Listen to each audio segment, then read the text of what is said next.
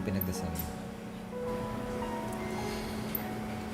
Humingi lang ako ng basbas para sa atin. Tinawagan ko pala si Annalyn. Sabi ko sa kanya na puntahan niya tayo dito.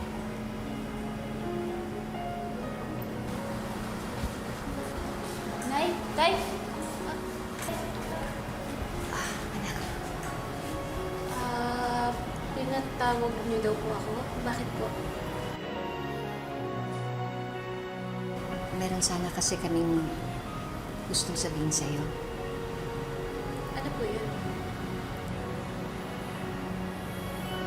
Kami na ng nanay mo, anak. Po!